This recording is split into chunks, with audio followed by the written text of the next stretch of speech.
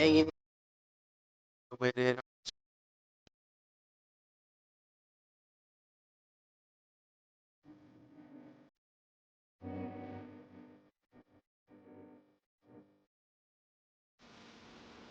Wow, that was a totally unnecessary intro. Hi there everyone, Coach Sage of SageRunning.com here with another training talk. Today we're going to talk about phase 2 of aerobic base building, or kind of the idea of when you want to add in speed workouts or more intensity to your aerobic base training. Now I get a lot of questions on this, especially from the 5K training video I just did. I'll link to it in the description below, as well as at the end of this video. Subscribe to our playlist. But I rant about building an aerobic base of easy paced mileage for weeks and weeks ahead of time before you launch into doing harder track workouts, interval speed workouts and stuff. So you increase your fitness kind of incrementally, but then you reach a taper and then you peak right when you have your goal race. Now, especially nowadays with race schedules or races being postponed or canceled, you might not know exactly when your next race is, or when your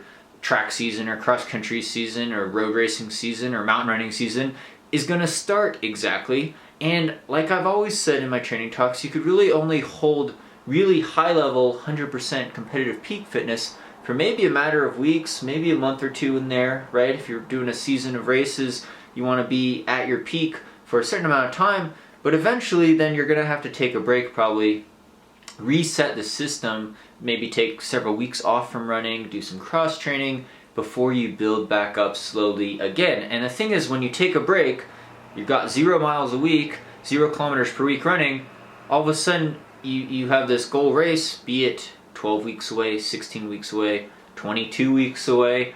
You have to figure out how to get from point A to point B, and generally when you're going to first start off on your foot, first start off running, you want to start off with very low mileage, very easy pace, slow mileage, and slowly build up from there so you don't get hurt, right? You start running, you don't want to go from 0 miles a week to all of a sudden up to 50 miles a week or 80K a week. You might get hurt. It's a lot of stress on the skeletal muscular system, bone breaks, stress fractures, muscle tears, things like that. So maybe you start running a couple days a week, 3 miles a day or something like that, and you're building up slowly. So the whole idea here in this talk is that you're going to be building this aerobic base, and then it's like, when do I start sprinkling in these higher quality workouts, these threshold tempo run types of workouts, or speed workouts, interval workouts? Where on the timeline exactly should I do that? And to tell you the truth, and this is going to be the whole part, the whole main point of the talk, I can't answer that definitively because it depends on your individual situation, right? It depends on what event you're training for. It depends on how much time you have. It depends on your age, your running age, how susceptible you are to injury, what kind of mileage base you have or athletic background you've had. So there's no one-size-fits-all definitive answer. But, and this is what we found with our general SageRunning.com training plans. That is a business plug. Coach Shandy and I have a business, SageRunning.com, our website. We sell training plans, any service, any distance, 5K, 10K, half marathon. A lot of our plans are between 12 to 16 weeks. Clearing my throat here. Promise you, I don't think I have the Rona, but 12 to 16 weeks in time. A lot of them have prerequisites though, and we say, okay, if you need to be running for at least maybe 3 or 5 weeks ahead of time to get your mileage up first to 30 miles a week or 40 miles a week, or what is that, 50, 60K a week, in some of the plans even go up higher, quite a bit higher. You need to get your mileage base up so you're not starting from scratch. You're not starting from 0 miles a week. You've actually had 3 or 4 weeks of easy pace mileage under your legs, and then you could launch into the 12-week plan or the 16-week plan, because it starts off pretty right away with some sort of workout. And I'll get into some of the workouts we like to start off with in the first couple weeks and what you could implement into your training plan. So it's not just always 3 or 4 weeks. It could be you built up your mileage, you just started running for 5 or 6 weeks, and you've been mainly doing easy running. And that's what we usually suggest.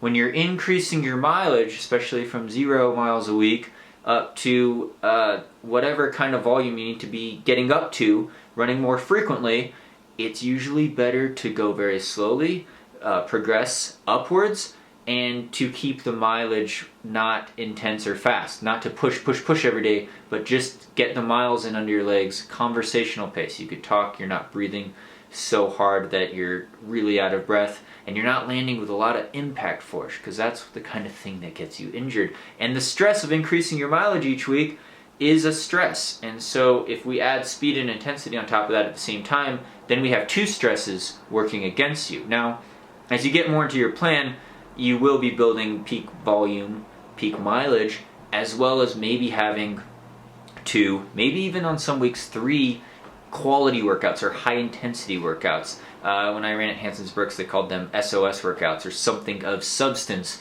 But when I say workouts in this regard, it's usually something above the lactate threshold, or something that's like a tempo run, or like a track interval. Could even be a long run, a specific long run workout where there's some quality miles in there. Fartlek surges, 1 minute, 2 minute surges, things like that, or running the last 5 miles or 8K at an up tempo pace, things like that. So it's not just an go out the door, get in the miles as easy as possible type of day. Those are the vast majority of your training. And again, remember the 80-20 talk I did, as well as the 10% rule of increasing mileage. And I kind of talked about variations on that. Those are other videos you can check out on this channel, by the way. Alright, so starting off with the plan, we work backwards from when we want to be in peak fitness and realize, life happens. There's obstacles, there's delays, there's a detour on the construction road of your path to peak fitness. Things, you have to be flexible with your training plan. But again, with our SageRunning.com training plans, we allow some of that. We provide a structure and a framework, though, with very specific workouts for very specific days on very specific weeks over a period of months, because it is about a logical progression, and a lot of people had a lot of success. Comment below if you've had run like a BQ or Boston qualifying marathon using one of our plans. Helps us out a lot. Thank you, really appreciate it. But anyway, I digress there. Jack Daniel's Jack Daniel's distance running formula, not the whiskey guy, Jack Daniel's. In his first edition book, at least, he defines his training plans into distinct phases. So it's like phase 1, training, base building. Phase 2, we work on reps. Phase 3, we do this. And phase 4 is taper phase, basically, right? And it's very distinct. Like, this is a 4-week block. This is a 6-week block. And I like that, but at the same time, it's more of a continuum. It's more of a spectrum. So yeah, you're always having some element of doing strides or getting basic sprint speed or hill sprints. Then you have some element maybe of a longer run, right? A long run. And you have some element of, okay, we start off with like an unstructured interval workout, but then near the end we're doing very structured workouts, right? 5 times 1 kilometer at 3 flat or 4 flat or something like that with a 2-minute rest, right? Very strict and structured. So you basically, the general trend is you're starting off more vague and less specific, and then as you get into the nitty-gritty, detailed peaking phase of your training program or plan, it gets very, very specific, right? This is your peak mileage. This is, the type of speed workout you want to do this to run a 18-minute 5K or to run a 3-hour marathon or something like that. So, depending on what distance you're training for and how much time you have and what your peak mileage is going to be, these factors all play a role in how quickly maybe you start doing these faster workouts or speed workouts. But the general idea, the general principle is, once you've got your mileage up to a pretty high level for you relative to what you've done in the past, and you're feeling healthy, then it is a safe time to be able to sprinkle in some quality workouts. Well, what kind of quality workouts are we talking about? Check out SageRunning.com. There's a free download, our aerobic base building plan. You could see, near the end of that plan, it's, less than 10 weeks, goes up to about 35 miles a week, 55K a week, I believe. And it starts you off very gradually. There is an element of a tempo run, right? The tried and true 20-minute tempo run, right? You warm up, 10 minutes, easy jog, do some light stretches and strides maybe, launch into this 20-minute tempo run. I've talked about it in almost all my training talks. It's a great one, Jack Daniel's. 20-minute tempo run, 80% effort, maybe 85% max heart rate, between 10K and half marathon pace, basically just a steady effort. Just ease into it, right? Faster than marathon pace, but slower than 10K pace. And it's a good way to kind of get the cobwebs out and kind of dial in to something around your threshold, we'll call it. So that's a good first type of workout for a lot of people. If you're training for a 5K or the mile, or you're training for an ultra marathon, it's a good first one to start at, right? 20 minutes steady, not too bad. Another thing we start seeing, and this could be 4 weeks in, 6 weeks in, 8 weeks into your base phase, is adding in an element of a longer long run. Maybe when on day you have more time, you're able to run a longer distance. Maybe it's 25%, maybe even up to 30% at times of your total weekly mileage, right? So, you know, you're not running 5 miles every day, so you're doing a 30-mile week. You're like, okay, I have to out the door 5 miles, 8 kilometers every day, right? Just, you know, 5 miles this day, 5 miles that day. You could if you're doing the same loop and you just want to stay with good fitness, but in general training we like to vary that. We vary that. So a couple days maybe you run 4 miles or 6K. The next day maybe you run 6 miles or 10K, right? And then on the weekend or whenever you have more time, maybe you run 8 miles. And that's your element of a long run, right? So you varied the mileage, you varied the stress throughout the course of the week. Maybe you run 5 days a week, maybe you run 6 days a week, maybe you run 7 days a week when you're pushing the mileage up a lot, right? So there's an element of a long run. After 3-4 weeks of getting in your training, that's when you start changing things up. There's an element of a long run. You know, 5 weeks into your aerobic easy base phase, there's a tempo run maybe once a week. Maybe 1 week you do a 20-minute tempo run and then they're all easy days and you have a long run. Then the next week, you do another workout we introduced in the first week of a lot of our plans is a Fartlek type of workout. Now, Fartlek meaning speed play. I don't go by the pure definition of Fartlek. Fartlek basically is very unstructured in general. It'd be when people were running out on a run, you feel good, you say, oh, let's sprint to the next tree 200 meters away, or let's push this one little hill, and then we'll slow down and speed up, just, you know, on and off the accelerator. Or Fartlek, when we say Fartlek, they're usually more timed intervals, technically. I know that's not the real definition, but it's very spelled out, and they say, okay, we do these surges. Let's say we have a Fartlek workout of 6 times 2 minutes steady, followed by 2 minutes easy, right? 6 times cycle. So you're going a 2-minute surge steady, then you follow it with 2 minutes easy. You repeat that cycle 6 times throughout the course of a 8-mile run or a 12K run, right?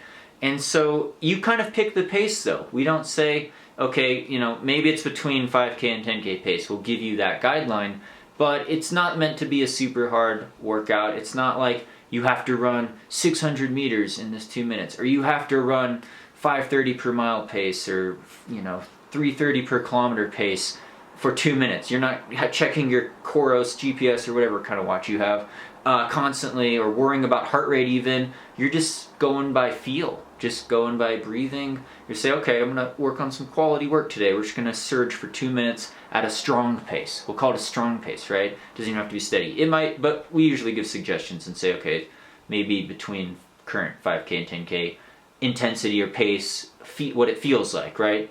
So it's a very unstructured Fartlek type of workout, and it's not super hard. Whereas 8 weeks later in the training cycle, or 6 weeks later in the training cycle, when you're in a more serious specific phase, maybe that workout becomes 6 times a kilometer or 6 times 800 meters, and it is at a very specific pace because you're doing it on a track, or we want you to hit a certain velocity, right? If you're training to run a sub 3-hour marathon, we want to get your legs used to feeling what it feels like to run for 240 marathon pace, at least for shorter distances, right? And that helps you improve.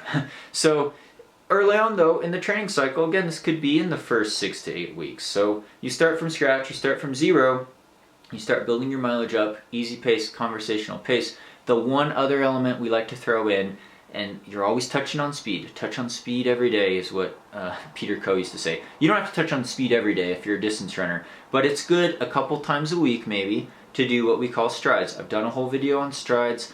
Check out the playlist on running form, strides, but basically maybe 4 to 6 times 80 to 100 meters, or just you could just do 6 times 15 seconds, something like that. 20 seconds, longer stride, where you pick up the pace. You pick up the pace. It doesn't have to be a sprint. Don't pull a muscle.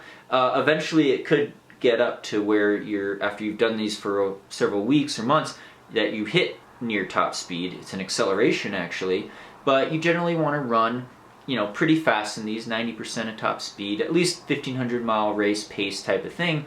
You really pick up the pace, and then you just relax, take a minute rest, 2-minute rest, whatever, full recovery basically. Run with good form and run fast. It's meant to be refreshing. It's meant to get the legs turning over. You could do it after an easy run, after you've stretched and warmed up a bit. It could just be during the end of your easy run, where you have to catch your breath, but you're just doing these accelerations for 15 to 20 seconds at a time, 4 to 6 of them, a couple times a week. You might even be doing them before your tempo run workout, and that counts as one of the times per week. So you've got an element of speed, an element of strides. Those eventually, as you get more advanced into the training plan, maybe when you're 8 or 10 weeks in, could turn into something like hill sprints or 400-meter repeats on a track. Obviously, they'd be much longer than 20 seconds probably. You're not going to be setting the world record there, right?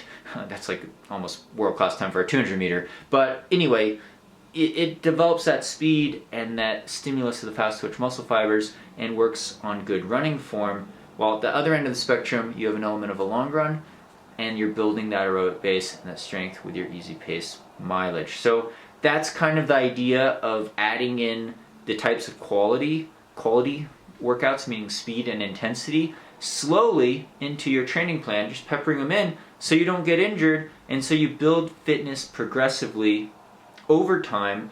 And realize it does take a long time. You got to be patient. It depends on how many months you've been training in a row, how many years you've been training, what your lifetime mileage base is, not just your chronological age, but how many years you've been running consistently. And a lot of people that are new, first couple years, you're just getting your feet wet. Maybe you're building that aerobic base still. And when you start hitting higher mileage, you start seeing more and more improvement and more gains.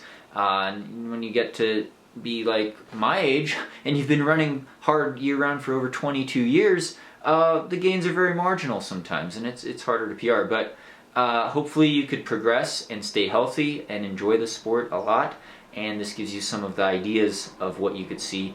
And business plug in our SageRunning.com training plans. But check out those free downloads. We also have a cycling cross training plan as well that you could check out. A lot of free resources on there. SageRunning.com. Subscribe on here for more of these types of videos. Check out the playlist. I'll link to some of the videos in the description below as well that I've talked about. Thanks to title sponsor Hoka One for keeping the dream alive. Hope you're doing well, staying healthy and safe. Stay tuned for more.